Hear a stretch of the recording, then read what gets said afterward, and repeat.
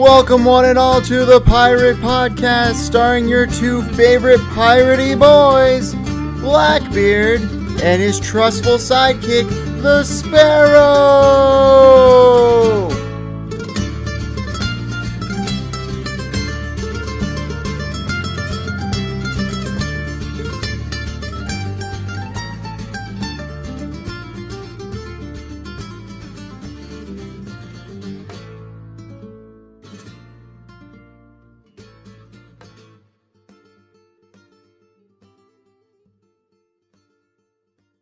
How you doing, buddy? What up, buddy? I am glad to be here. What a whirlwind week. It has been a fucking crazy-ass week. This week started out with like a lot of just a lot of bullshit and just people drama, but I'm glad that I was able to work through that, and thanks to your help a little bit. Likewise. But you were dealing with some other stuff, and I'm glad that it's the end of the week, and that's all behind us now. But outside of that, I'm drinking this, it's called Aha. Did you get two of them? I did. Oh, I just okay. chugged one. Really good, by the way. This is pineapple and passion fruit. It looks bomb. It's got a yellow top and purple bottom, and it's not juice. There's no juice in it. It's just like flavored, and it's better than LaCroix. Sparkling water. It's better than LaCroix. Like, the flavor is better. Well, LaCroix sucks donkey dick, bro. The problem with LaCroix is it's like if there was, you ever seen that meme where it's like, if a strawberry farted next to the water, that's what it tastes like? Post Malone was like just exclusively drinking LaCroix for a little bit. Was he? Why do I feel like Post Malone is the poster boy of like our generation? Like, the guy plays Magic the Gathering, he wears Crocs, and he drinks LaCroix. That's true. Like, everything that he does is like universally like accepted for the most part. Speaking of Magic the Gathering, I was a big Magic the Gathering player, and I just haven't had anyone to play with in the longest time. I know you're a Yu-Gi-Oh guy. I'm a Yu-Gi-Oh guy. I'm just not. It's not widely accepted the way Magic is. And I used to play Yu-Gi-Oh in high school. I want you to know I competed at a Blackwing deck. I was pretty competitive, but the way Yu-Gi-Oh plays, Yu-Gi-Oh's intense. Yu-Gi-Oh's like unnecessarily complex, but that's part of the charm, right? Correct. That's part of the charm of it, and like the more basically it's who is better at understanding the complexity of the game, not actually playing the game. Where Magic is designed to be simple on purpose, but you have to actually understand board state. With Yu-Gi-Oh, I think it's less about board state. Well, no, the problem is that with Yu-Gi-Oh, there's a lot of different tiers. And what I mean by that is, so you can play regular Yu-Gi-Oh, and the problem with that is it's who gets the OTK first, who gets the one-turn knockout, who gets the best combo. I played 47 cards and you lose. It's fucking crazy. And yeah, and that is what most people hate about Yu-Gi-Oh. Or I set up a floodgate deck, and I'm gonna make it so that you just can't play anything, and right. That's no fun. No. But there's different formats where there's like no tier 0 decks where you can there's like an extra ban list of cards that you can't play. And so those are the more fun. That's what I mostly play online is, hey, no tier 0. And that's where you actually have to build with older cards and do your thing. You know what I mean? Sure. So with Magic, there's not always, but like since the early 2000s, there's been 3 major formats and now a 4th. And anything outside of that is stupid. But basically, the original format of Magic the Gathering is called Legacy. Legacy means you could play, it's historic, so you can play everything. And that was the only format if you wanted to play everything for a very long time. Mm-hmm. And it was too exclusive for people to play who didn't have some of those cards that were worth a couple $1,000s. Right. And then there was Standard. There's always been Standard. That's like the last 3 blocks with the last 3 couple sets. And basically, you upgrade your deck as they release sets, and it's tied to the lore and the story, and it forces you to buy more cards. What's affordable, it ends up being expensive in the long run. And then I think in 2006, 2007, they released a format called Modern, and I think that this is traditionally considered the main historic format now. Right. And it's a debate. Some people play Legacy more than Modern, but Modern is basically anything that's been reprinted since 2007 which is most cards, except the crazy shit or the shit that isn't even balanced well at all. Excuse me. But what ends up happening in Modern is only like 1 to 10% of cards of each set end up being good enough into that format. That makes sense. Yeah. That makes complete sense. And then there's Commander, which is multiplayer, which is more fun oriented and less competitive. Can be competed. I really like Commander, but it's more for like, hey, let's have a drink and come over to my house. Let's play some Commander. It's more casual. Yeah, it's hard for two adults to like sit down and play Modern. When they're used to that competitive environment, because it's like, we're going to play, and if my deck just beats your deck, it's not going to be fun. Correct. That deck is more fun in like an environment with like 30 people, but Commander, there's a little bit more spice. No, they're trying to do that for Yu-Gi-Oh as well, where they have Rush Duels, which is basic. It like takes it all back. Everything's pretty much a vanilla monster or some effect monsters, and it's just simple. And they like got rid of all the different nonsense. There's a lot of different retrains of cards and things like that, but it's basic. This is to prevent power creep, basically. It's to start over, essentially. Okay. But the problem with that is the problem with Yu-Gi-Oh is you're either invested or you're not, and they're really having a hard time getting new people to come back in, but all the old people don't necessarily want to try something different. They're already invested. They already have a $5,000 deck. Why would they now buy a whole new deck that's a new mechanic? So it sounds like there's really like they're trying to create a Modern, but there's really legacy players and there's no reason for them to switch over. Well, I've been saying it for years. They need to come out with like a new movie, or they need to come back out with the original series. The original cast? Yeah, and like Joey. Yeah, do something fun. Kaiba. Exactly, because the kids just don't give a fuck. That's the thing. It has to be for the adults. Right. Yeah, the thought process is like when I'm playing Yu-Gi-Oh, you have the anime people, the people who like anime like Yu-Gi-Oh. There's crossover, of course, in those type of communities, but with Magic the Gathering, I'll see a guy who's never watched anime in his life, and he's fit, and I won't see that fit guy playing Yu-Gi-Oh. So I think with Magic the Gathering, and maybe my perception could be wrong, but I think with Magic it's more versatile and people romanticize it, and they are able to pull off the romance of Magic to the older audience and get them back in the game, and then they can get their kids into the game. And with Yu-Gi-Oh, it's so different now. It's almost like a different game. And that's fair. And the problem is like there's me, like the people that watch the original anime. There's been like 4 other animes since then. Yeah. And I just don't give a fuck about any of those. That's totally fair. I think the original series in GX was cool. See, I never even watched GX. GX was cool. Well, I was also a child, so it's through the lens of a child.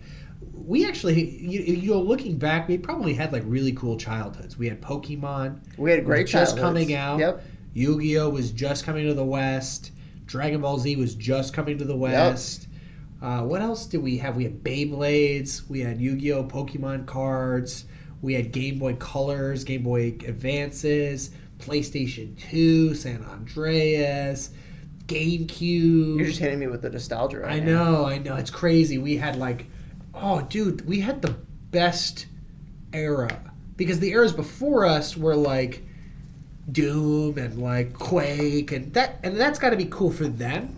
But it's not a comparison. It's not really, and everything else. And I was thinking about this the other day. Is it that I'm just old? But like when I look at like games like Horizon Zero Dawn, I'm like, wow, there's a lot to do, but like there's no, and aesthetically it's very pleasing, but it doesn't have the it factor. Right. There's no it factor. It's like nothing is magical. You're not going to sell me on magic through detail or through complexity or how big your game is. Magic has to be something really unique and special, and I don't know if it's achievable anymore. The only thing, some guy just took a step back to look into our room. People are just really, really curious, and it's a snail, bro. It might be the same guy, but I just stared at him. Anyways, but like my favorite game franchise of all time, I think, is Jak and Daxter. He's gone. My favorite franchise is Jak and Daxter. I love Jak and Daxter. When I play like Jak 3, and you're just racing across the desert. and then you go in and you have to find the ancient ruins, or it's Jack 2 and you protect Samos the Sage. There's something about like that where it's like I feel like I'm reading a book. Like it feels like I'm reading like Harry Potter, for example. I feel like I'm getting something out of this that is special, and I feel like I'm 100% in it. The gameplay is tight, and I think back then you couldn't get away with fancy graphics, like because so your gameplay had to be really tight, and the gameplay and the motions were really tight. And now, I think that everything feels a little more wooden. I think the problem I have is I completely get where you're coming from. I'm not the hugest fan of modern games unless it's tied to something from my childhood, if that makes sense.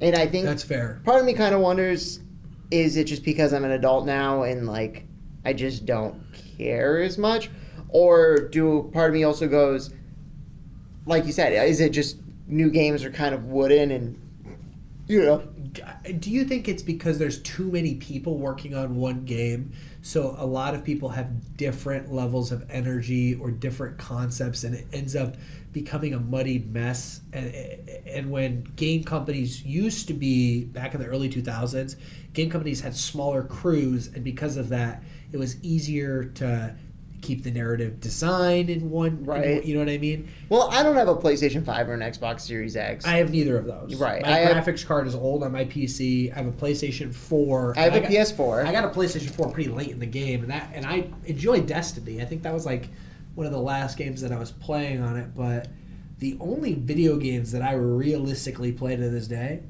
are games that my friend group still play. And it's like one or two friends, but it's like Minecraft, which is always going to be one of the best games of all time, just because it's constantly updated for free. I honestly think if Minecraft is worth $75, it's worth a AAA game because of the level of content, as much you could do in it. But the fact that they charge you $30 once, it's pretty astounding. So Minecraft is an excellent game, and I enjoy that just because, it's open world. There's really no... you could beat the Ender Dragon, but there's no real directive. And it's like I'm hanging out with my friend in this world, and I feel like they're there with me, even if they're across the country. Okay. Then the other game that I like to play that's very mentally stimulating is like Civ 5. I haven't tried Civ 6, but I really enjoy Civ 5. I like the art style and the art direction with Civ 5, and that's a game that I've logged 1,000 hours on. I really enjoy Civ 5. I got you. And I'll play that game for months with people. How about you? What are your go-to games you still go back to? So my favorite, it's funny because I'm about to scoop up a game right now called the Mega Man Battle Network Legacy Collection, and it just came out like a couple days ago. Are you gonna actually play it though, or is this just gonna be added to the collection? So that's the problem that I run into, right?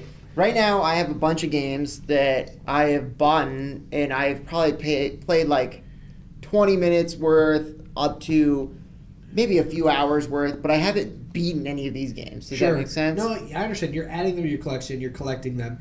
I went through that, and I have like 100 some odd games on Steam, and I did a lot of that purchasing when the Humble Bundle allowed you to buy games and donate $1 for these 15 games. Right. I'm going to be honest with you. I stopped buying games on Steam. I don't buy games on Steam anymore. I don't even I look at Steam and I'm like, wow, it's desolate. There's no more interesting titles, and I'll go on there because I'd like something to spark my imagination, and nothing seems exciting. There's a couple games that look interesting, but the prices are ridiculous. So I'll give you an example. Hunt Showdown. Okay. It's like a game that knows that it's good will charge $300.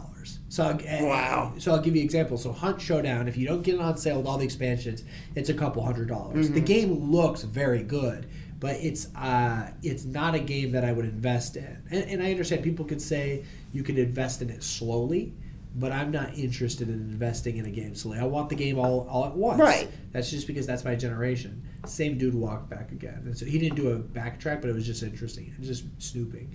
But anyways, the other game is like Total Warhammer 2, Total Warhammer 1, Total Warhammer 3. All of those games are like $500. For all the expansions, and you can get them on sale, but it's still like $200. And I'm like, that's a game that seems really interesting to me. but it's like I'm priced out of paradise. I can't play those games because I'm unwilling to invest, and I don't know if I'm going to even like it because I worry about the Mega Man X effect. Now that's what I'm going to call it. You buy a game, looks interesting, you get it on a good price, and then you don't ever touch it. There are games on my Steam list that when I was mass collecting games, I've barely played. Right. So no, so like I the last games I've bought, well, almost all my games I buy are on Switch now. And the reason why is I don't know when I'm going to play, but I want the Switch is where you're purchasing games. Most of the time, yeah. I would say 99%. And the reason why is I can play it on my TV downstairs. I can take it up and play it in the bed upstairs. If I go on vacation or something, I can have it with me. It's always the convenience factor, right? Sure. So I bought the newest Pokemon game, Scarlet or Violet. I don't remember which one I have. I think it's Violet. Was it fun? I'm like 3/4 of the way through it. I just stopped. You just don't care. I just don't care. Is it because it's 3D now? No, I beat Sword. Like the previous one I beat, but and then before that I bought Pokemon Diamond, and I got about 3/4 of the way through that, and I just stopped. And then I bought Metroid Dread, and I played like 3/4 of the way through, and I just stopped. What compelled you to play through video games when you were a kid? What was the do you think narratively video games compelled you as you got closer to the end to complete them? I don't know what it was exactly. To be honest with you, I think my problem is now that I'm kind of coming across is I kind of like games where I can just hop in, play for a bit, hop out, and that's it. And I almost kind of just, as I get older, I kind of just want to watch like YouTube, or I kind of just want to watch TV or a movie or something instead of playing video games, because I just kind of want to chill and I don't really want to have my brain work. I just want to detach from the world and continue. You know what I mean? So this is something interesting. I think about this all the time. Number one, I think when I was a kid, playing video games were harder than watching television. But the reason that I enjoyed playing video games was because it was more challenging. Mm-hmm. I truly didn't have to deal with, like, if I was getting bullied, or I had stupid homework, or my parents were giving me stupid chores. If I was playing a video game, I truly had to engage with that game. And now, yeah, life is harder than being a kid, but I'm more well-equipped to handle it. Right. And so, like, when video games, I'm like, oh, my life is already harder than it needs to be, right? The last thing I want to do is challenge myself even more. I'm not trying to fill that void. So for me, like some other dude who's our age is like, I just got Hogwarts Legacy. And I was like, game looks interesting. It's compelling, but there's nothing, like, no, I wouldn't go out and buy it. I thought about it. It looks good. It looks fun, but at the same time, I'm kind of glad I didn't, because do you think games just immediately dropped off a cliff? Do you think games are like also like way too big now? There's just too much. I think they're either too big or it's just a lot of filler that I just don't care about. I don't want to just grind the whole time. It's like watching an anime that was based off of the manga and follows the manga exclusively versus an anime that the caught up to the manga and they had to make up their own fucking stupid arc. And the problem is a lot of games have like stupid side quest bloat, and and you have to play through some of that to advance in the main story. Absolutely. And that is stupid. Like the last game that was really big that I thought was good, and I never finished it, but I thought it was like, wow, this is an interesting. It's like Fallout 3. Okay. A lot of side quests, but all of those side quests were really well narratively designed. Excuse me. Skyrim was really good. I've played Skyrim a lot. I thought Skyrim was really good because every single side quest felt like it was part of the main story in some way, interacted, even if it was a one-off. Are they ever going to make a new Elder Scrolls? They are. I think, I actually looked this up the other day. It's probably going to be this decade, but it could be the end of this decade. It could be in the middle of this decade. The thing is, they're going to ride that game for another decade. Which is nuts, because that game came out on the Xbox 360. And the PlayStation 3. And the PC. Yeah. So I remember when Skyrim was coming out, I asked for my Christmas and birthday gift to be combined. And I wanted, my dad really likes computers. And I said, I would like you to build me a computer or build one with me for Christmas. So we did. He helped me build he bought all the parts. We put it together on Christmas Day. And then I got to play Skyrim on Christmas. And now he goes, look, kid, this is your birthday and Christmas together. I think it was like $600, $700. That was a lot of money back then. Absolutely. Right? And so the fact that we were even able to do that was a godsend. I think it was the time my mom started working again. And I was like, oh my God. And I got that to run Skyrim on Ultra. That's what's up. And I was running Skyrim on Ultra on my PC, and I remember just playing it hours and hours, and I really, really enjoyed the shit out of Skyrim. Fair. And But it's got a nostalgic meaning to you. Yeah. That was all I wanted that PC for. Right. It's still the same tower I have to this day. Right. So I really enjoyed Skyrim, but now like the nerdy stuff that I like, I find myself liking physical games like Warhammer. That's fair. So like Warhammer, if I buy a model, I know I'm good at painting those models, right? I know I'm going to take care of those models and I'm going to make them look really good. And it's a way for me to be creative, but then that is still a gaming piece. I can play a game with that. I also think it's cool that you actually have like something physical out of it versus like a video game. Everything's digital now. Yeah, a video game, you can beat it and then you're like, okay, I'm never going to touch this again, versus your Warhammer is like, okay, even if you don't ever touch those again, you at least have a display piece that you can put on. Correct. And you have the box and you can look at your gaming catalog and say, oh, I want to work on this today. You know what I mean? I definitely have too much like it's like a shelf of shame. I have so many models that I need to paint. I got to make some time for it, but I have so many hobbies. I have bow, jujitsu. How's the bow going? I had a bow partner, and then they're like, "Oh, I can't go with you," and I'm like, "That you promised me you would." I told you that was. I told you that was going to happen, buddy. You did, and I went by myself a couple times to some places. I got to get back out. Quite frankly, just by myself, it's not bad, but just it's a drive. It's better with somebody else, though. It's not even better that the drive was really far for me, so I think I found a local place for me. I'm gonna try out. I just haven't. I've just been lazy, but now the Jeep. We took the doors off on lunch today. We went over to my apartment. We took the doors off. We took the soft top off. That was crazy. I can't believe we were able to do that in like an hour. Dude, it really only took us about 30 minutes. You saw the puppy. What did you think? I freaking love your puppy, dude. Chocolate mousse? Mousse? Dude, he's dope. Is that white chocolate mousse? Yeah, mousse. Okay, that's because he's awesome. a chocolate lab. Yes. And I want to teach him how to. I want to teach him how to hunt. I actually went out with some guys from jiu-jitsu. Well, one guy from jiu-jitsu, and then he brought his work colleague. And the reason that they wanted to go practice shooting is they almost got in a active shooter situation at work. No way. They work at a construction company that does stuff with like printing houses, like 3D printing. That's super awesome. This guy came in with like an AK in his pants, shit. and the guy was just upset because he got fired, but his brother and him got fired at the same time. And people are fucking nuts, dude. He put it in his joggers, which is stupid because it would be super hard to get out, especially with a banana clip or banana magazine. Yeah. But that's what it's called, banana clip. Right. It's a magazine, but I think I'm voice critical and Sneeko or whatever. This is a magazine. And then the Mead Canyon video. Did you watch that? I did. Yeah. So funny. The whole Tate, like the Andrew Tate army is so. Why does Andrew Tate surround himself with like the weakest men? Like he's cool, but I don't know if he for all intents and purposes, everything that he embodies would be something I'm not saying he's cool, but his attributes are cool, right? He's trying to be cool, but all of the other guys are just pretty like mid. They're all really rich though, which is interesting. Correct. All of the guys that are in his orbit are all really rich.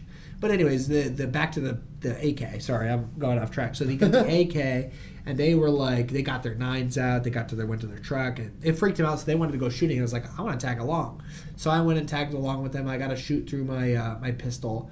I'm a little disappointed that my CZ sometimes jams, but that's the nature, I think, of pistols. It doesn't. I could just cycle one through the chamber and it's fine. Maybe it was the ammunition I was shooting. Maybe. Too, but I took it out. When was the last time you took it and cleaned it, though? I haven't for a while. So I took it out and I brushed it off a little bit, like right there in the field. I added some lubricant. I put the slide back on. It was fine after that, but I probably need to take it apart, really scrub the shit out of it, because when I got my shotgun, I got that from a pawn shop, thing would fucking barely eject. So then I didn't know how to take apart a shotgun, so I watched a YouTube video and it was not super clear, so I had to I fucked with the slide for an hour before I figured out how to release it. I cleaned the whole thing. I re-engaged it, and I've never had problems with my shotgun since. Now, now it cycles. Now it chambers. Everything's perfect. What kind of shotgun do you have? Do you know? So it's like a clone of a Remington 870 Tactical. I wanted an 870 Tactical, but I didn't want to pay 870 Tactical prices. So I went to a pawn shop. I think I spent $300, and I know that like the regular one is like $4 or $5, and quite frankly, if I had more money now today, I would just pay for the new one. Yeah. But it was just big, dude. It was like a straight clone, and I think it was made in Turkey. It was one of those. If I showed you, it's like one of the name brand. It's like a big brand, but it's not as big as like Remington. Got it. So it's fine, and it's super easy to take apart and put back together. I enjoy it, but I will say, I kind of want a hunting shotgun. And I almost did buy a wooden hunting shotgun. And you could still use that for home defense. But hunting shotguns actually are pretty affordable. Right. They're like $500. Yeah. And so I want something that with wood that I can screw on a choke. And they make some really lightweight hunting shotguns now that you can get for like $800. Just fucking super light. And you can get some automatic, or not automatic, but semi-automatic shotguns where there's a blowback system, and in the stock there's something that counteracts the impact of the shotgun, and it will recycle one for you. There is interesting. Okay, that's pretty cool. When I went out shooting with my buddy, he had one, but it wasn't working. It was like an it was an AR style shotgun. So he pulls it back and it will cycle, and I thought that was really cool. But so I like shooting, bows, jiu-jitsu, painting Warhammer is so expensive. Warhammer is such an expensive hobby. If you do it the way I do it, I try to go overboard. I want to do all the modifications. I want to collect the army at like an apocalypse size list. I think it doesn't have to be expensive. I think if you want to get into the hobby, you should start small, paint what you have, and then continue. Right. But I think it's so neat. I think Warhammer's pretty neat. It's so funny because I have a buddy. His little brother was really into Warhammer, intense, right? Yeah, it takes a hold of you.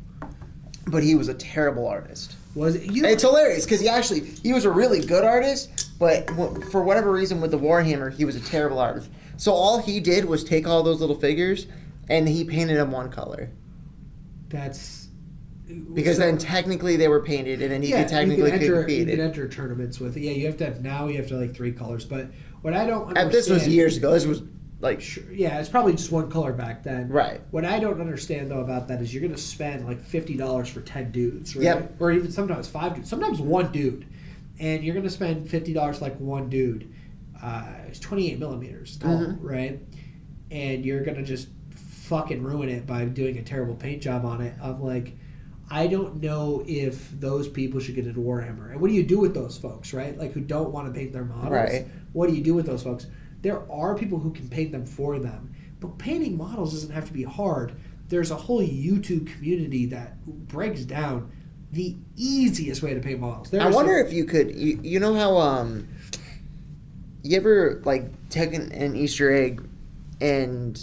like an egg, and put the little vinyl thing in it, and then you dip it in hot water, and it kind of goes around it. Sure. I wonder if you can make those for Warhammer figurines, where you have a plastic shell, goes on top, you stick it in hot water, and it goes around it for people that don't want to do it. Well, so funny you say that. There is a method called dipping. So what you do is you spray paint them. Right. Then you paint all the details, which is called block painting. All you're doing is just putting the colors where they're supposed to go. Right. Especially with Space Marines, there's not a lot of colors. It's your base color and then 3 or 4 other colors, right? And then what you do is you dunk it in this wash, right? And what that does is it goes into all the lines, and your model's done. Right. Really, you could be done in 3 steps: a base, blocking, wash, and then some people can dry brush or edge highlight, add that 4 steps if they want to, but you don't have to. But it's not needed. It's not needed. You could do a base layer, and you could do your base layer in the major colors. So if you have blue Space Marines, you could spray paint them blue, paint all the metallics, paint all of the other colors, and then dunk it, and it's done, right? And so people don't realize that, but model painting is easy to get into. You just have to kind of go down that rabbit hole a little bit. There's just people that are not artistic, though, buddy. You don't have to be. It doesn't matter. They're not interested. They're not. It does not tickle their pickle. That's understandable, and I even feel like if someone was interested in doing that, I feel like if someone really wanted to get a Warhammer, I would paint their model army for them. Yeah. You know what I mean? Like, as long as they do it with me, I would show them how to do it. I would teach them how to, because it's less about being artistic and it's more about technique. Right. Believe it or not. I believe Like, it. you know when Bob Ross shows you how to paint something and it's like, wow, this is just technique. You realize it's like less about being artistic. I just have to get this brush and do this with it. It's because they just don't know how to do it. That's all right. it is. I think like painting models is more like Bob Ross paintings. It's That like you makes just sense. need to know the technique. You just got to put that happy little bush right there. 100%, and it's just a stipple. So, anyways, that's Warhammer. But that was my weekend. I went to the garage and did jiu-jitsu. That was really cool. I kind of Did you redo your video? my video? Yeah. Oh, I shot new videos, and they should be passing for my combatives belt. So I'm gonna reshoot a couple other videos because I've already shot all my videos, and my instructor said, "Look, these are good, but they won't pass for instructor level." And I would like the opportunity to be instructor. Right. So if I get blue belt in 6 to 8 months, January would be the next ISP or whatever, ICP or whatever the fuck it's called, and then I would be able to go. By then, will have shot all my instructor videos to see if I qualify, and then I could go. But it's like $1,600. Oof. So I really need my wife to get this new job. Yeah, that's fair. She just had she's getting a second interview. I know she's qualified for it. I know she would be the perfect person. Like, you're not going to get someone more qualified than my wife. It's just going to be come down to, like, do they like her personality? Right. Or does like, she jive with the business? Or does she do good in the interview? You know what I mean? Sometimes it's hard when you have really good energy with one person and you think you're going to take that same energy with another person and you're riding that high and they have a completely different style. Dude, it's funny because my wife, before she got her job, she applied at this place. It was a small business. It was like a printing business. And the first person she did an interview with, they totally got along. They were totally vibing and everything was good. Came back So for, she did get hired. No, came back for the second interview. Oh, okay. And the second interview was with the owner, and he was just a fucking asshole. Completely different level. Different level. And was just like, why are you even here? Like, pretty much, my wife she was so distraught because she was just like, I don't understand. And that guy was a dick, and that business actually went under, so it worked out. But Might not have if they hired her. That's true. Something that I've learned, and I've never actually had to do it, but I've told my wife because she's going through a lot of interviews right now because she really wants to get a better job. It's just her market is weird. It's like hard to get jobs, and they're not even like the best, but it's really niche. Just that whole world, and you know a little bit about that because your wife, did the same thing as my wife, right? So. But what I told my wife, I said, look, if you're ever not feeling it, because she's had some bad. I've never had bad interviews like her, but if you're not feeling an interview, you can just excuse yourself. My wife has recently gone through an interview, wasn't going to work for her. Halfway through the interview, she goes, "Well, I'm just going to stop the interview because I'm not interested in this job. It doesn't sound like something good, going to be a good fit." Got up and left. If anyone's ever an asshole, they want to. That's like a narcissist or someone who wants to establish control. They want to do it right away. They want to do it right away, right? They want to let you know that they're fucking big dick energy right away. Big dick dads. That's I saw that graffiti, dicks and dads, and I think that's so funny. What does that even mean? Big dick dads, dude. I don't know. Well, I said dicks and dads. It's dicks and dads. Dicks and dads. It has a perfect ring to it. That sounds like you want to like open Episode up 9, Dicks and Dads. A gluten-free cookie shop. Just dicks and dads. What does this have to do? Got you in the store. Yeah, welcome. Welcome. That's exactly. But the what problem I is, you get that 37-year-old thirsty like owns 9 cats, walks into Dicks and Dads, and she's like, "What the fuck is this? This is not what I wanted." We have gluten-free cookies, man. That's definitely not what she wanted. No, she, definitely not. She still probably would. She's got 9 cats. She's still gonna leave with a cookie, but begrudgingly. No, so my wife has left, but my wife has been on some like really shitty interviews, and like every time she accepts a job that's a shitty interview, it's a bad job. Right, of course. You should not work for a company if you're not vibing, right? 100%. And I think the problem is there's a lot of businesses in this world today that, look, man, they just don't give a shit about you. They don't care. And they don't care. We do not care. Yeah, that you're just a statistic, and you need to find someone that does just give a shit about you. That's all it comes down to. It doesn't. It's not. It's a dime a dozen, but it is doable. I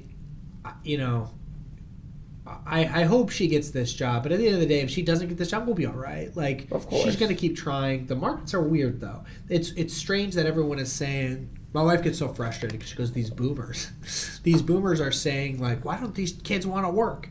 And it's like, okay, well, my wife's trying, and she's not fine. Like, no one is giving her interviews. Mm-hmm. No one is. That's not true. We actually are being fucked on both ends. And I think the problem is that more people would be opening businesses and more people would be expanding existing jobs and improving the economy if potentially the government didn't have so many handouts. Like the COVID handouts, I like that they gave me a couple $1,000s, but I understood that the consequences of that was going to be we were going to fuck ourselves in 5 years. Does that make sense? 100%. And I think that the solution was we should have just handled it the American way. We shouldn't have locked down, and we should have just fucking like got sick and got over it. People get COVID now and it ain't no thing. Yeah, that's the thing that bothers me is like. Do you think it was make-believe? I will say this. I do think the original strain was probably worse than what it is now. Sure, I agree with you. I do believe that. But I also do believe, like, did anything we do actually benefit anybody?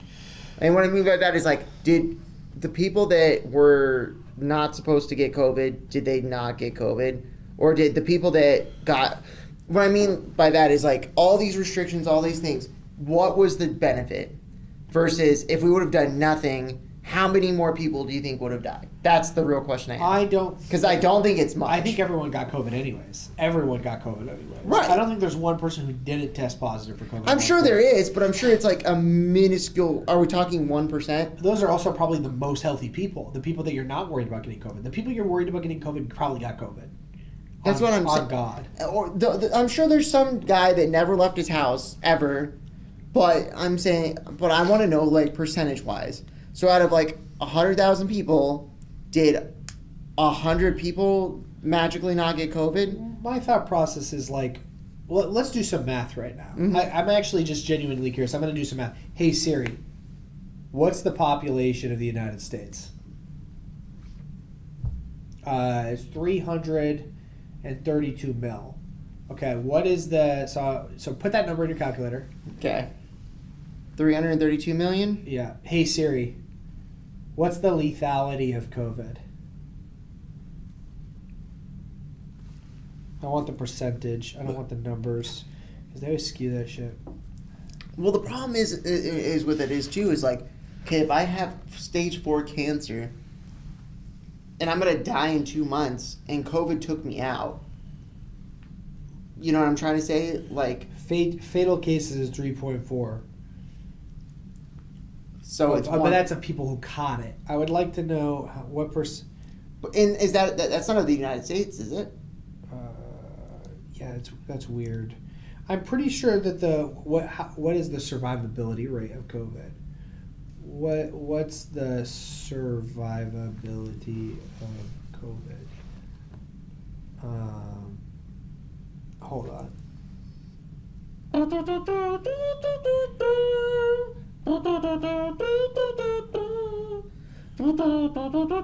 Shit, it gets really high at like 80. 60 to 70, it's like 40%. That's interesting, but I want to know like what is survival rates of COVID.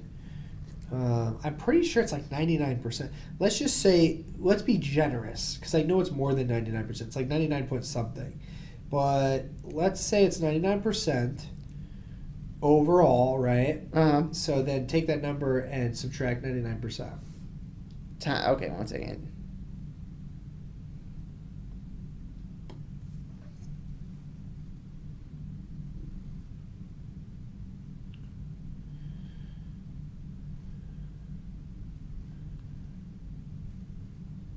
Okay, so 328. It's 1.1%. So yeah, 99%. That's close enough. Right. So that's in the U.S. So it's showing me 4 million people. Okay, 4 million divided by 50.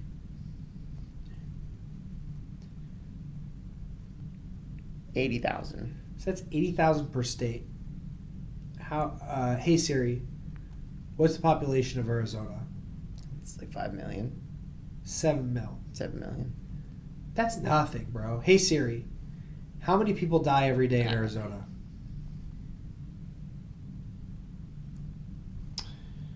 I'm gonna be honest with you, man. It's maybe I have no perception of these numbers, but I feel like that's pretty low, right? Well, let me tell you this.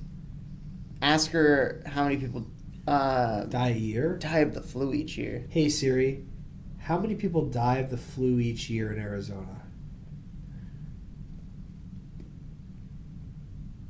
Here we go. Arizona is death rate 10.2. 10.2 what?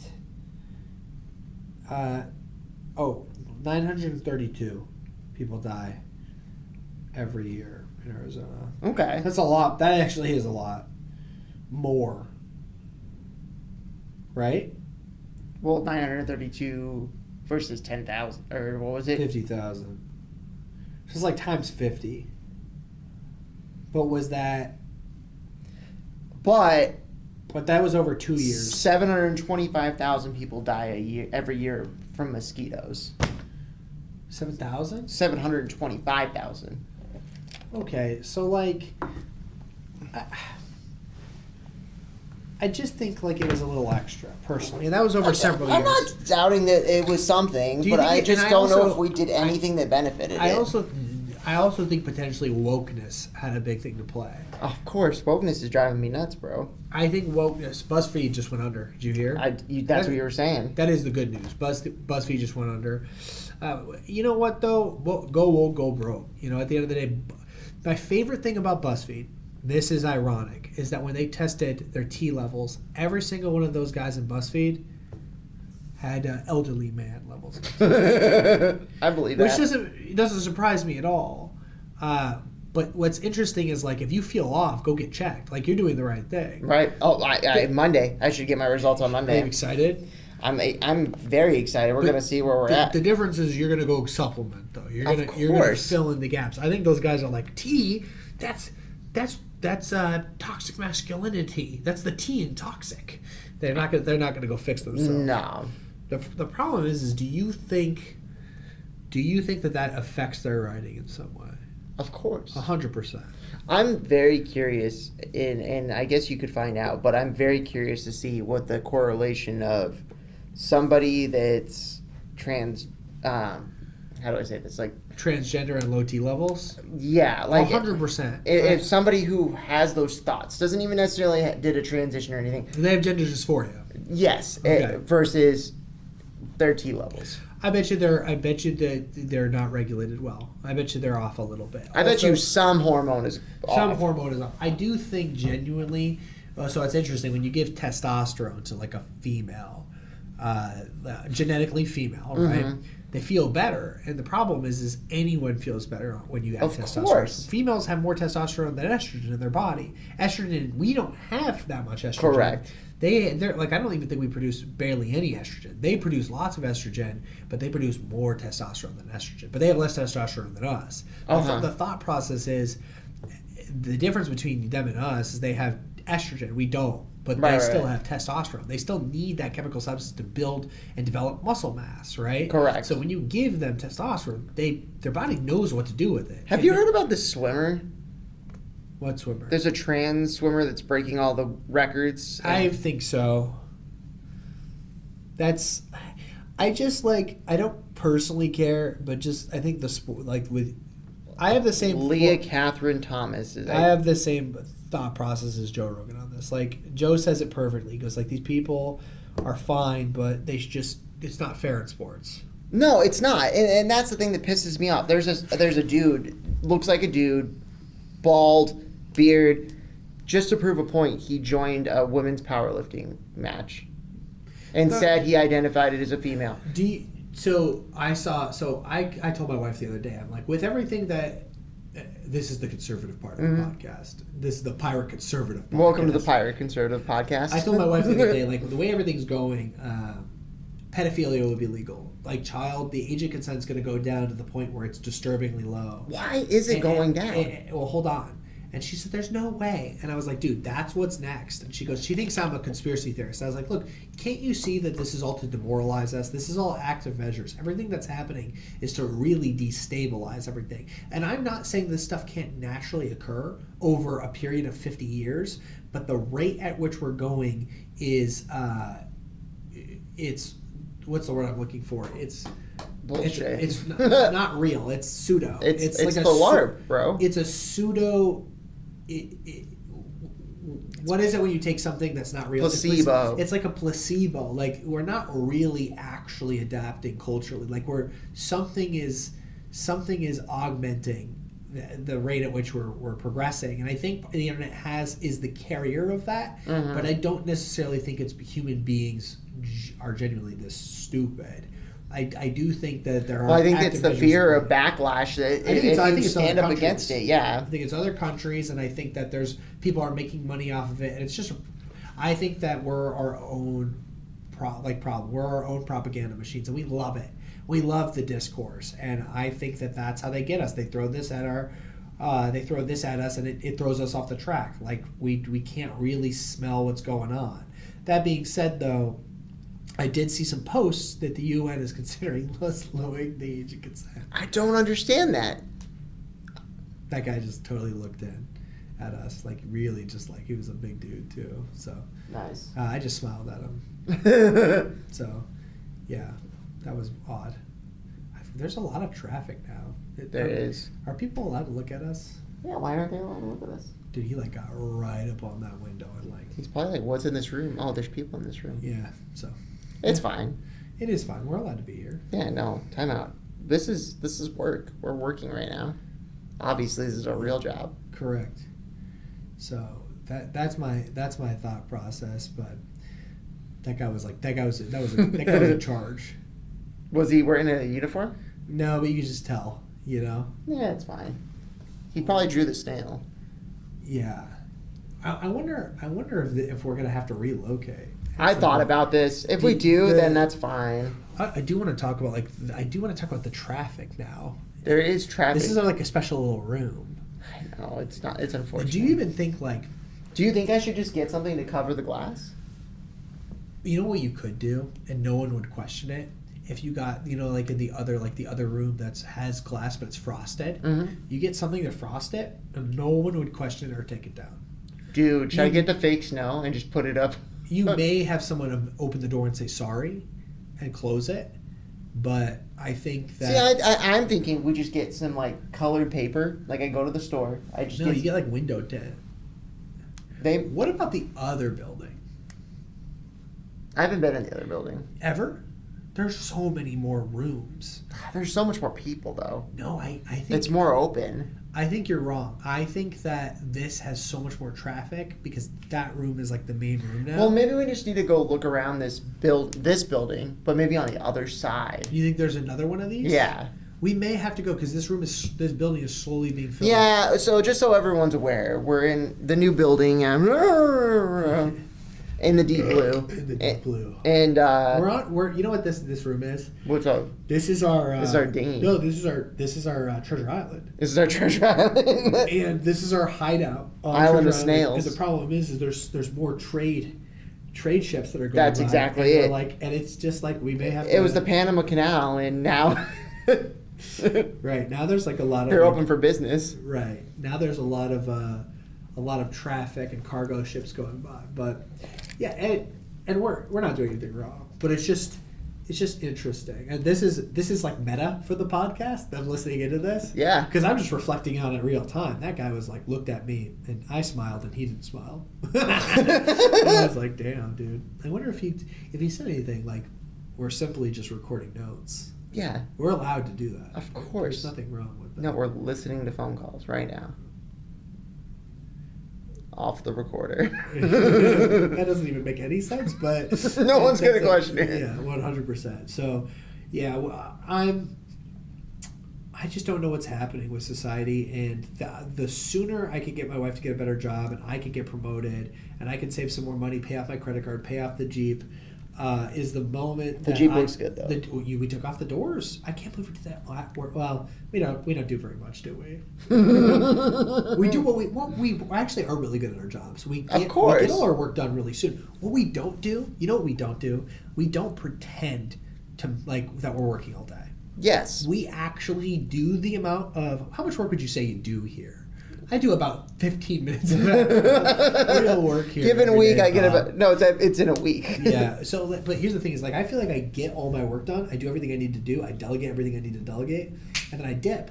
And my peer group, we're kind of, like, laughing about it today, but they understand. Like, I'm salary. I'm not going to get overtime. Like, why would I'm going to meet the policy, but I'm not going to, I lose money. Does that make sense? Of course. And I'm a strong believer in when you are a salary employee, you kind of want to try to have the lowest amount of hours possible. Which means you're being more productive. Well, right. You want let's say you work 36 hours in a week. If you work 36 hours in a week, now your overall earning per hour goes up. And it's a slippery slope. That means that your employer can give you more work. But if they give you too much work and you're too good at it, eventually they're underpaying you. Correct. Right? Really what they're doing is they're paying you for the work, not the time. I don't think anybody works realistically speaking, a 40 to 40 hour job. Does that make sense? I think the less you get paid, the harder you have to work. 100%. The higher up you go, the least amount of work you do. Right, but you're more responsible for sure. Correct. You get paid for responsibility, not work. I mean, don't get me wrong. I'm sure there's work to do, and you'll go through seasons. But at the same time, I think the higher up you go, like you said, it's more of, hey, this all falls on you. If everything comes crashing down, it's your fault. You know what I mean? Right. I was thinking about, could we disguise this? And then it just looks like we're, like, put the, you know what I mean? It's just a microphone. I know. I'm just thinking. Can we slip it in there? We probably could slip it in there. And then run the cable from behind. I think you're overthinking this. Yeah, I think like someone knocks on the door, opens the door right now. Well, we're in a meeting. Yeah. Simple. But also at the same time, I haven't had any ashwagandha because they ran out of milk, and my wife's getting and so like, go get some milk. Well, I drink milk like a motherfucker. I got my Yeti Stanley cup. It's not a Stanley cup, but you know what I'm talking about. The big tumbler. I filled that motherfucking thing with lactose-free milk. I fucking love That's the problem. Do you drink lactose-free milk? No, yeah, so I don't shit everywhere. Like my dog, my new puppy. Oh my God, he's so small, dude. He's a hellion, though. He's like a hellraiser. But yeah, no, I like. How much milk do you drink in a week? Probably 2 of those things, and I'm getting. Do you buy what's the brand? I don't know. I think it's like Lactate or something. But like I get the that sounds actually weird. Lactate. I don't know. Is it Fairlife? My wife buys it, but they're big, and I get the whole milk version, and it's so good. But I'm like, and it's funny. It's like I didn't drink milk growing up at all because of lactose, right? And I didn't. Are you lactose intolerant? I think I am. I haven't been tested, but if I drink lactose, it fucks me up. And if I eat cheese, then you're definitely lactose intolerant. Yeah. Well, I'm gluten intolerant too. Yeah, stop being fucking broken. Just be fat like me. I'm hunter-gatherer, bro. I think like genetically, my ancestors never like really got on the agricultural revolution. I think I was like prolonged hunter-gatherer, and genetically, I'm dispositioned to eat, or I'm more positioned genetically to eat meat. That's like animal products. And I think I feel better. I eat less often. I feel more full. So that's the whole carnivore thing. And I have been cheating a little because I've been eating like fucking fruit. Like, dude, it's been bad. I've been like, oh my God, I see a bag of grapes and I fucking run through those grapes. An apple, and I'm like, I know I'm throwing myself out of fucking ketosis, but But that's your cheat meal. The fruit, yeah, but every day can't be me going harder than pain on the fruits. I'm still eating like once a day, but I've been really fucking up the fruits. I gotta calm down on it. But anyways, what are you doing this weekend, man? So tonight I'm gonna go see the new Evil Dead movie. Are you gonna see the Mario movie at any point? I already saw it. Oh, you did? Yeah, I saw it last weekend. Remember when I was smoking I saw it Easter weekend. So when I smoked the Hawaiian with the Hawaiian punch. Yeah, I did that last episode. Mm-hmm. I remember. And the episode before that, you told us about it. Yeah. But the Mario movie is super fun. You should go take your wife with the new hollow Jeep. You almost had to fucking bleep that because I saw you were gonna say it. No, I wasn't actually. Okay. I was gonna say with the hollow Jeep. We have secret identities. Yeah. No, I know. No, we haven't come up with one for your wife though. Mrs. Blackbeard. So I instantly went to Mrs. Beard, and then I was gonna go to Mrs. Sparrow. What about Mrs. Black?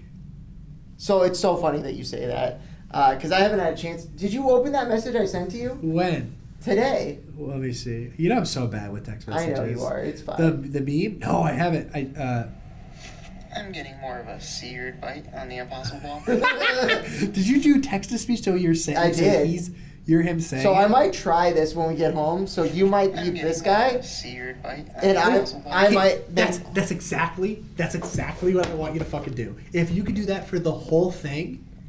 So the good news is what this is doing right now. This is recording mine on one channel and yours on one channel. So they do have separate channels. So they do have separate channels. So what I want to do is throw it into a program where it'll strip it. And then I think I can then take it and throw it into this app. If you could get and then you know what you should do? You put us in the corners. This is the dream, my dream version. I know I'm getting really extra because you just said I'm going to do one thing and I'm adding to it. And you're like, you fucking stupid asshole. No, but then you just have like women's Brazilian Jiu-Jitsu running in the back the whole time. You think I'm kidding?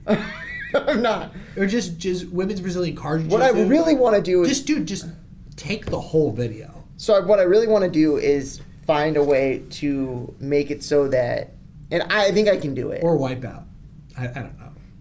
No, I really want to do is make it so that I take him. Yeah.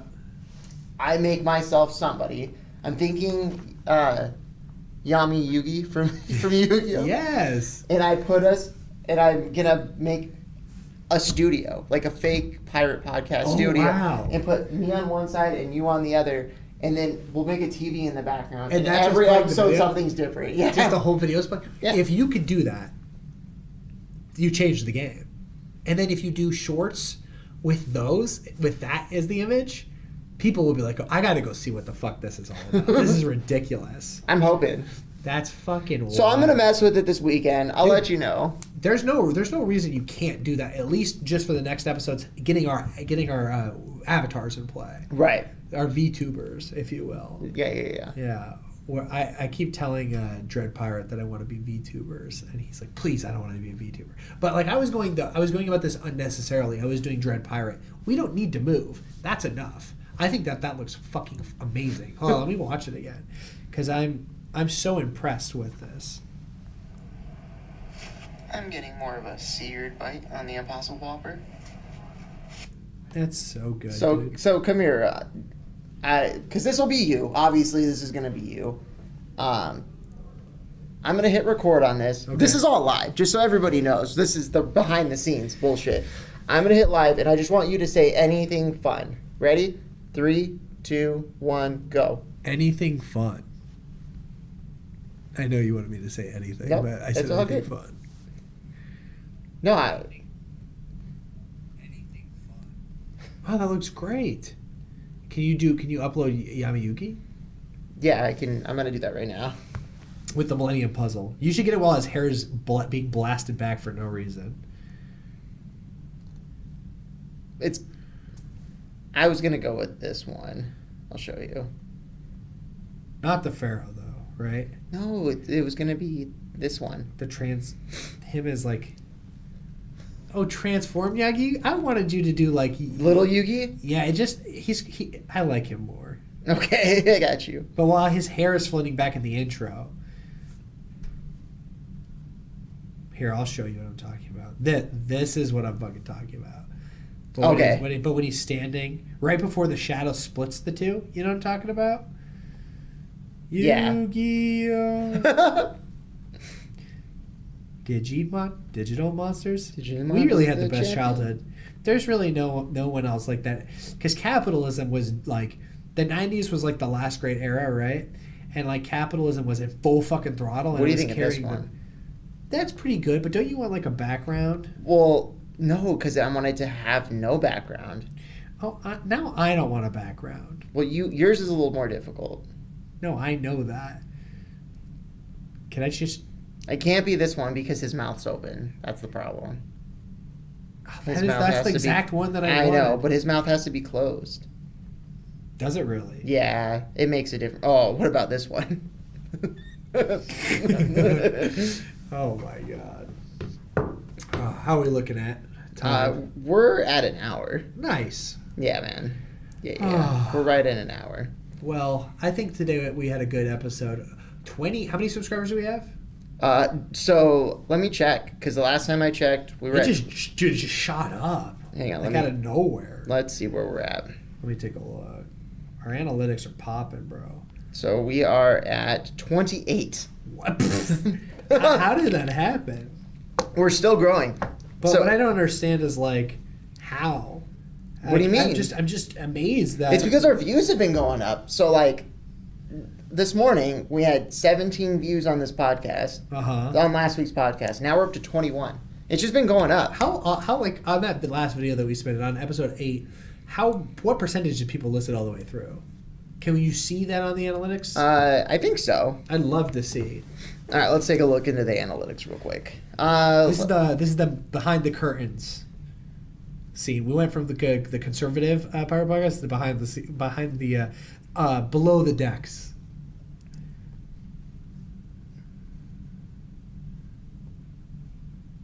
So what was today?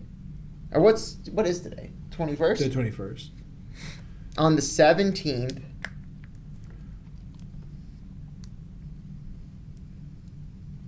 I just want to see. Top videos. Oh, God. Why does it do it like this? Episode 8. I feel like news is no longer news. It's just... I know you're doing something. I'm just looking through YouTube.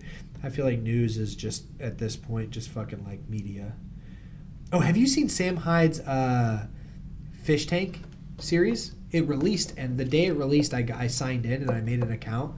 And I watched his Fish Tank Live, fishtank.live. Mm-hmm. You're just watching a whole bunch of autistic people live in a house together.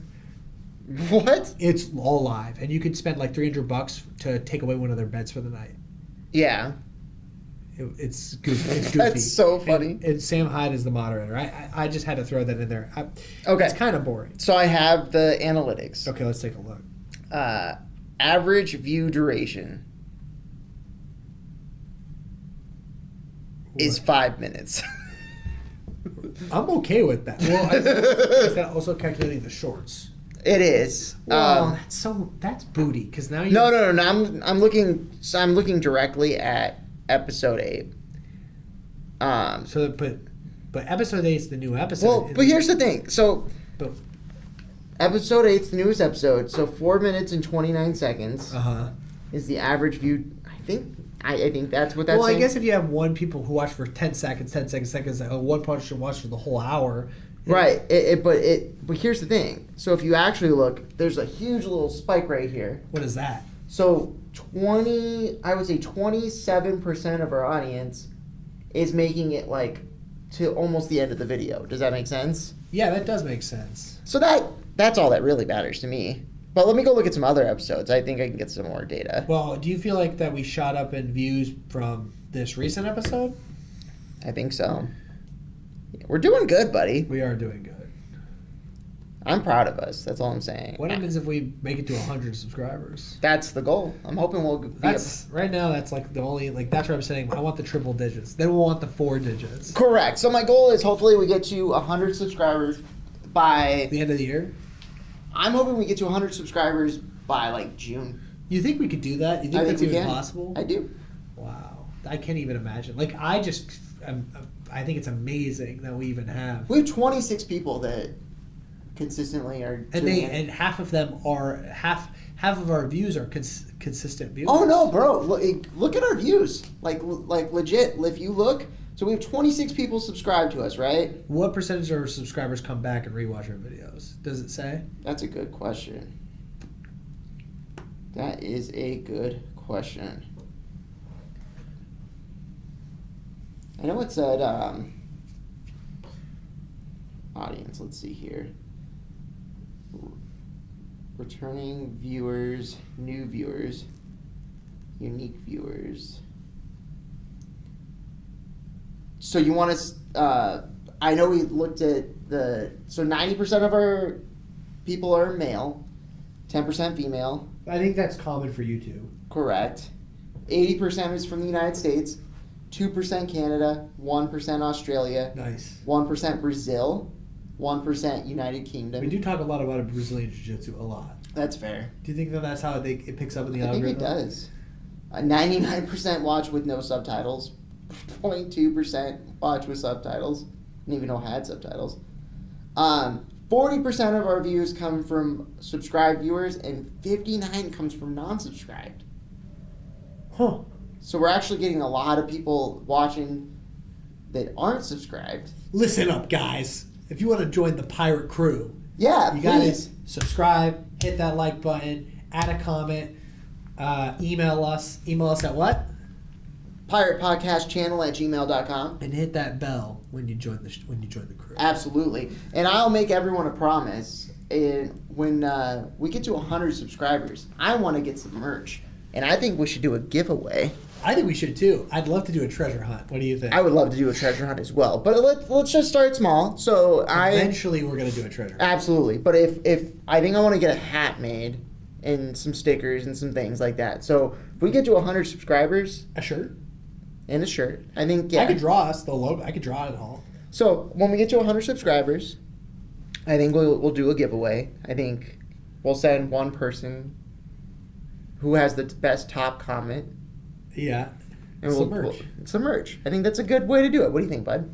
Do you think we should, when we hit 100, or just on all our comments on all our videos, we'll randomly pick one? All the comments. Yeah. All the comments on our random videos, we'll pick one. From this video forward to 100. Correct. That will be the pool that Yeah. we select from. I love it. I think that's fair. So that means we'd have to do a generator on all the videos, then do a random generator on a dice from all the numbers on all the videos. Easy. Yeah, we could super easy because there's comment generators software. Yeah. And then, or I don't think we're gonna get that many comments. Hopefully, we can hand select them.